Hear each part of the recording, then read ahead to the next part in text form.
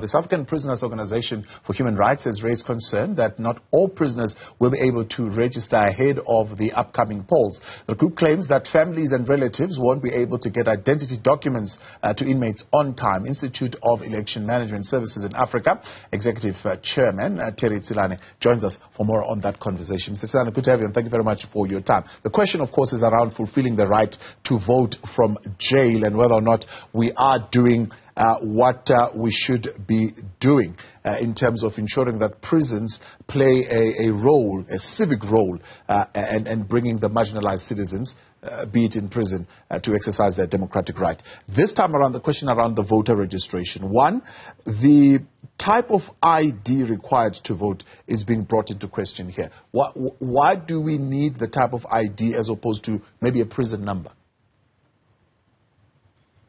Good evening, and thank you very much for having me. I think it is obvious to everyone that there are logistical difficulties about having to deal with the issues of prisons.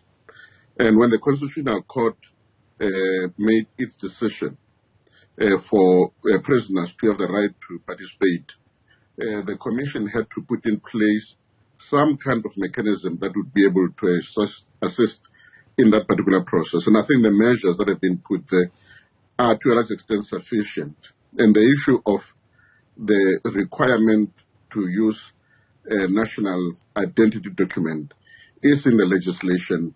Everyone, irrespective of who is participating in the elections, must use the identity document that is stipulated in that legislation. Yeah. Now we know with recent stories of Thabo Best is that the people who are enrolled into our prison system don't necessarily have ID books. So they don't have that green, well, it's no longer a green book now, but they don't have the Home Affairs ID book at this particular point, and that merely identified by their prison numbers. And others are saying this, of course, brings about a number of barriers. One, it will be a cost barrier where you want the prisoner to, I think, pop out close to 108 at some point to be able to get this ID, and it would be something that maybe for some unattainable. Yeah, but you can't have an arrangement that favors prisoners, but does not actually cater for ordinary South African who is not working, who does not have the resources to pay for the ID. So prisoners, like everybody else, have got to obviously enjoy the same rights that people who are outside also enjoy. And therefore, the requirement to pay for an ID, it's a requirement that is there for everyone who is a South African who's got to have an ID. Yeah, and if we look at that kind of line of thinking, then if the outside world has got access, for example, to online registration, the prisoners are arguing that they don't have equal access. But the difficulty there would be, I mean, how many of them would actually have access? I mean, does the prison system even allow the devices such as either iPads or cell phones that could be used in prisons?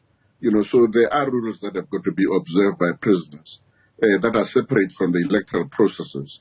And I think the fact that, you know, certain devices cannot be used in prison, it's as a result of the regime that exists in prison. And prisoners, irrespective of whether it is the time of the elections or not, are bound by the regime that exists in prison.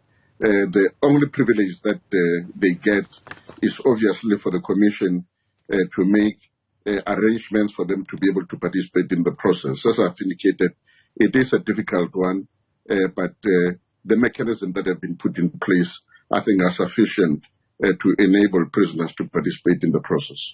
Now, of course, the prisoners' organization saying, well, in so doing, we are inadvertently, even though on paper, as per the Constitution and the Constitutional Court ruling, are saying that we are fulfilling that right for votes from jail, but we are inadvertently disenfranchising those inmates. Like I've indicated, you know, the infrastructure that is put in place in order to be able to enable them to participate is the fact that the Commission has set aside about 3 days for registration in prison, and the prison authorities have agreed to that, means that they are actually given a platform through which they can actually be able to exercise the rights. But I think it would be unreasonable to expect prisoners to have the rights that no ordinary South Africans outside prison enjoys. So they're taking it broader, saying also the question, and tell me the idea and the thinking around the limited access for political parties to campaign in prison would be, what was the thinking, right? Because they are arguing that of course, ends up with prisoners only having access to pop crew aligned or ANC aligned prison warders who would sell them false information like, well, if you vote for the ANC, you'll get parole quicker. It facilitates your process of getting parole and the like. Saying there's a lot of misinformation that happens because other political parties are not allowed access into the prisons. Prisons have got their own limitations, and a person who is in prison would obviously not be able to enjoy all the rest that people who are not in prison enjoy. And the fact that there are certain things that cannot actually happen are there as a result of making sure that the security of the country as well as those who are in prison is safeguarded.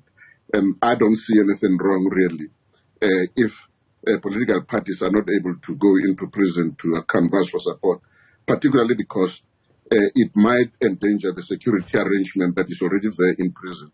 And I think if a person has not been able to have sufficient access before they went to prison, I'm not too sure as to whether there is more that can be done to get the political parties to be campaigning in prisons and then, having conversations with the prisoners. Yeah. But I think if prisoners feel that this is something that is crucial for them, it is something that I think they can take with the courts that are there to take legal measures that would be able to reinforce what they believe are their rights.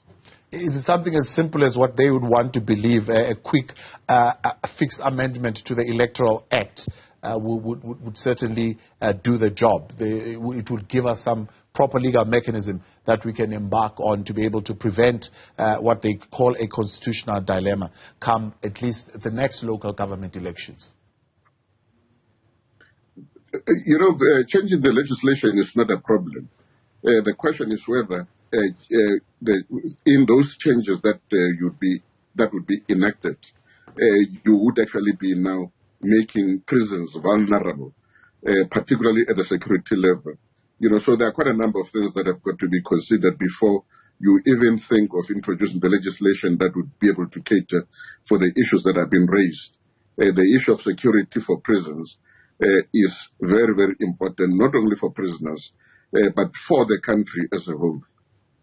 And during the process itself, how far do we go in ensuring, for example, there are sufficient what you call polling sites in our prisons, there are sufficient ballots, and so on and so forth?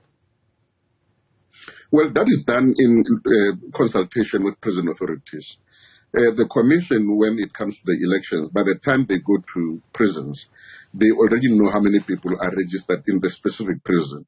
And therefore, the allocation of materials would obviously be consistent with the number of people who would be participating in the elections in that specific prison. Overall, if you look at our system, does it, in a sense, allow for the ability at least to give prisoners a chance to participate in the democracy? Of course it does. Like I have already indicated, there are two requirements for a person to participate in the elections. Firstly, you must be in the voters' roll.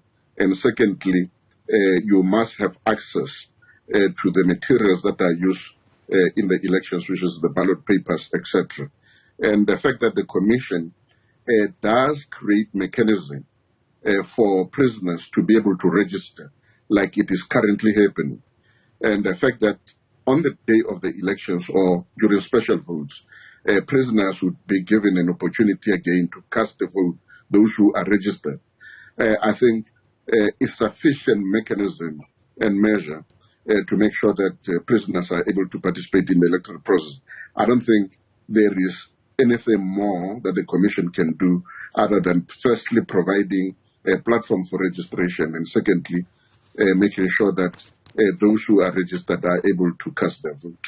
Tselane, I appreciate your time. Thanks so much for your intervention tonight. That is Tselane there, looking at that complaint or that concern being raised by the South African Prisoners Association.